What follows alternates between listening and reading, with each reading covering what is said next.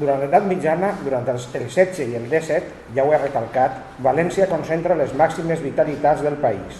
Poques o moltes, la capital les conté, les domina i les maneja. Junt a ella, una petita constel·lació de pobles i les ciutats d'alguna categoria mantenien l'entrellat cristià i econòmicament operant del regne. Catí, els seus burgesos del XV enviaven els fills a aprendre ciència a París o comerç a Venècia, ha estat dit, i Sant Mateu, situats enmig del tràfic llaner del Maestrat i d'Aragó, adquirien una indisputable personalitat. Alacant, ruta de productes castellans cap a la mar, s'enforteix a partir del regnat de Ferran el Catòlic. Oriola, Morella, Xàtiva, Potser, Morvedre i Elx eren localitats actives, amb menestralies diligents, burgesos útils i veïnat de nobles. La resta era pur àmbit rural, on el predomini musulmà primer i les estructures primàries sempre no deixaven gaires possibilitats de vida expansiva.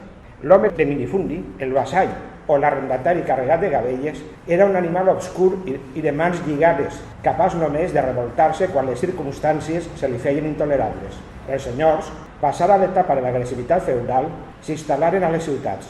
Era la mateixa configuració de la propietat rústica, allò que s'unia a tantes comarques valencianes en aquella indigència, no solament material. Després de l'expulsió dels moriscos, el buit demogràfic va agreujar l'apatia del nostre camp. Alguna cosa canviava ja aleshores, però. En molts llocs, l'abandó de terres que va subseguir l'exili dels cristians nous planteja ja una nova situació del repartiment de premis. Els repobladors i els cristians vells que ja hi residien van tenir l'oportunitat d'aconseguir per compra o per concessió senyorial extensions de camp relativament grans. Alguns van aprofitar-se'n. No es tractava de latifundis ni de bon tros, però les entitats patrimonials que anaven construint-se així donaven a llurs titulars una desenvoltura econòmica major. Aquest procés de tímida concentració de propietats prossegueix al llarg del XVIII. La conjuntura alcista que es produeix a la mitjania del segle en elevar els preus dels productes agrícoles afavorirà els nous propietaris i, en general, accelerarà el ritme del fenomen. Per bé que la noblesa rural s'aguantarà en les seves posicions, la fisonomia de les comarques valencianes, quant a la composició social, en resulta ben alterada. Els pobles es reanimen, sobretot en afluir-hi diners en bona quantitat, a la segona meitat dels 700. Els terratinents valencians del 18 foren uns admirables aliats de la Il·lustració.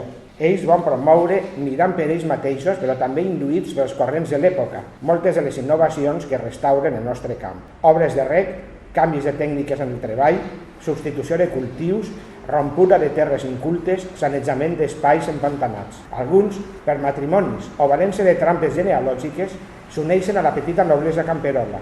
D'altres obtenen el mateix prestigi alegant una vaga condició de ciutadà honrat, als pobles menuts no tan definida com a la capital i a les ciutats reials, que els reis havien equiparat a la hidalguia.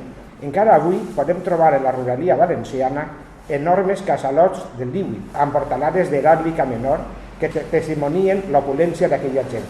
Homes de professions liberals, afavorits també per la prosperitat, s'afegien a la nova casta de propietaris. Fills d'uns i d'altres feien estudis i retornaven al poble amb llur bagatge universitari o llur dignitat eclesiàstica. Les biblioteques familiars es nodrien de textos d'un llatí pedestre o de manuals agrícoles, de llibres d'història i de formularis jurídics. Les esglésies eren ampliades i decorades amb trastos horribles i cars. Per primera vegada en la història cultural del País Valencià, és aleshores quan els pobles comencen a donar llur contingent d'intel·lectuals. Si fèieu una estadística dels llocs de naixença dels escriptors valencians, del 13 al 18, veuríem que una majoria aclaparadora correspon a la ciutat de València i la resta es repartirà entre la mitja dotzena de ciutats de segon ordre. Era lògic, en definitiva, per raons de percentatge de població cristiana i per raons d'ambient favorable. A la segona meitat del 17, però, ja abunda la gent de lletres originària de totes les comarques, fins i tot dels poblets més apartats. És una conseqüència natural del repoblament que seguí l'expulsió dels moriscos. Tanmateix, aquestes primeres generacions pobletanes eren de frares i capellans, és a dir, conformades i projectades fora de llurs localitats, itinerants per convents, monestirs i cúries. Al segle XVIII hi apareixen també seglars, i no sempre emigren del poble. Seglars, vull dir, generalitzo, procedents de famílies que poden pagar estudis als fills i que no necessiten enrolar-los a l'església per a fornir-los d'una situació estable. L'arrelament al lloc d'origen no és insòlit.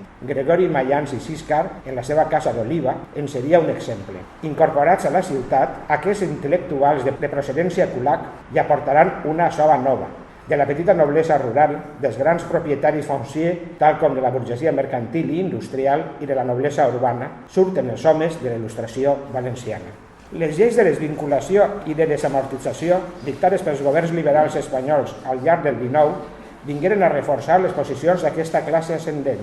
En produir-se la sensacional oferta de béns immobles, els propietaris més acomodats, que eren els que disposaven del major numerari, van convertir-se en compradors sistemàtics. També els rics de ciutat, comerciants, industrials, adquiriren finques desamortitzades, i no poques. Però, sens dubte, fou l'oligarquia rural, escampada i hàbil, la que va traure millor profit de l'ocasió. Persones sensiblement pies feren cas omís de les excomunions que els fulminava Roma i no eludiren el negoci. En les lluites polítiques posteriors, com era previsible, van solidaritzar-se amb la monarquia isabelina i amb la restauració, enfront de la república i del carlisme. Era una manera d'agrair el benefici i de col·laborar a preservar-se'l. Molts d'ells, afiliats als partits de Madrid, en serien els puntals a les nostres comarques i exercirien l'ofici de cacic. En realitat, les forces dinàstiques de la restauració, liberals i conservadors, no van tenir al País Valencià gaires més adherits. Així, la institució del caciquisme anava estretament lligada